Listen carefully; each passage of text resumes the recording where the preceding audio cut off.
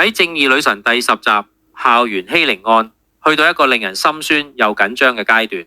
而喺呢個案件入面，喺法庭上被牽連最多嘅，其實唔係加害者，而係一位被誤解嘅少女邱天雪，由樂嘉嘉飾演。呢個角色由表面嘅倔強到內心嘅脆弱，令觀眾一路睇落去都好容易代入同心痛。天雪其實係一個好寂寞嘅女生，佢嘅親生父親係邱光正，一直都有照顧佢。而繼母嚴惠芝雖然係法官，係專業人士，但喺天雪眼入面，好多時候都只係忙住工作，冇太多時間陪自己嘅媽咪。而最令人心痛嘅一幕係天雪親生母親竟然打電話俾邱光正，叫佢之後唔好再俾天雪聯絡佢，仲講明希望永遠都唔要有聯絡。呢個說話已經喺天雪心入面早早就埋下一個唔被需要、唔被人想見嘅結局感。所以當佢發現有一群女同學突然好欣賞佢嘅琴聲，仲主動接觸佢，叫佢做朋友，咁樣嘅被需要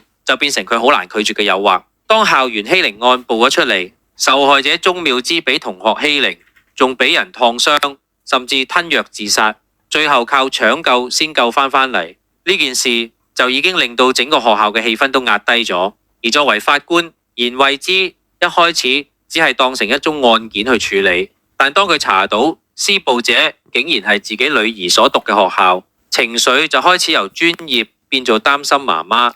佢專登約天雪出嚟，急住問佢有冇受過不公平待遇，有冇被欺負。但天雪即刻爆炸，話成日就係工作，冇陪佢，仲直接問今次約我出嚟係咪因為要調查案件？一講完就氣沖沖走咗，剩下嚴惠芝一個人呆喺度，心酸又迷茫。呢一幕其實已經係親女關係撕裂嘅開始。之後何督察調查到發布欺凌影片嘅網站 IP 位置，竟然係邱天雪經常練琴嘅琴房。呢個位置本身對於天雪嚟講係佢唯一可以安靜專注嘅地方，係一個屬於自己嘅空間。但嚴惠芝即刻諗起之前問佢關於欺凌嘅時候，天雪反應非常大，好似一聽到呢樣嘢就暴跳如雷，情緒控制唔到。呢個細節喺觀眾眼入面已經喚起疑問，天雪到底係知情定係被捲入？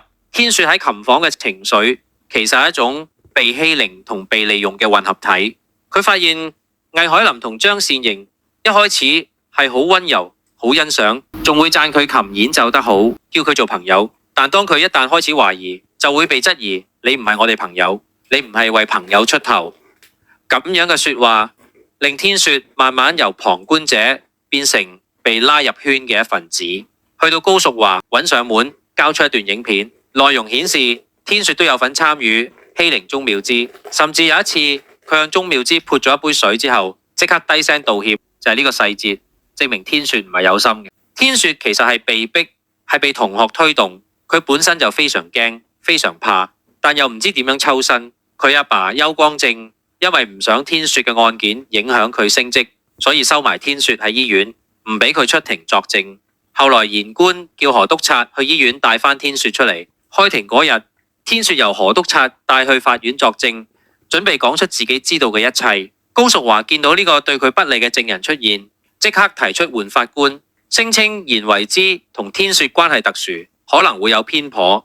觀眾喺呢一刻會開始好奇，案件會唔會因為親女關係而窒礙公義？但嚴惠芝冇退縮，佢喺法庭上公開播放兩段影片，證明唔係同一日拍嘅，所以否決換法官，但可以另案起訴天雪。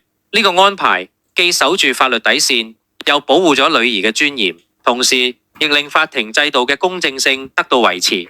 喺法庭上，天雪慢慢講出真相。其實佢一開始根本唔識得魏海林同張善盈，只係因為太寂寞，平日除咗上堂就係翻去琴房練琴，冇朋友冇社交。突然有兩個人讚佢琴聲好，又主動同佢一齊食飯，佢就好開心咁接受咗，甚至買咗3條相似手機鏈當佢哋做朋友。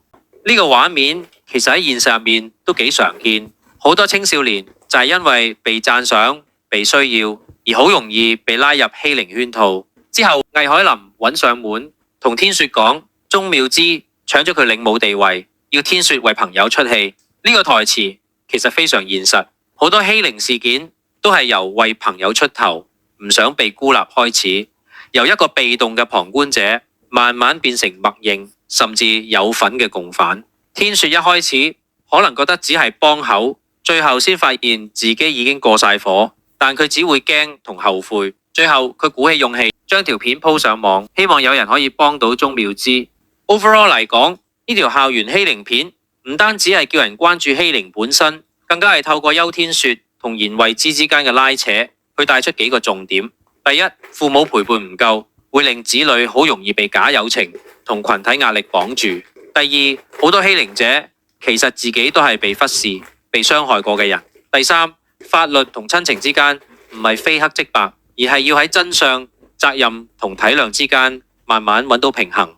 最後，邱天雪喺法庭上挺身而出，指證兩個加害人，令到佢哋得到應得嘅制裁。最後嗰幕，言官陪住天雪向受害人鍾妙之鞠躬道歉，並且得到鍾妙之原諒，解開咗天雪心中嘅愧疚。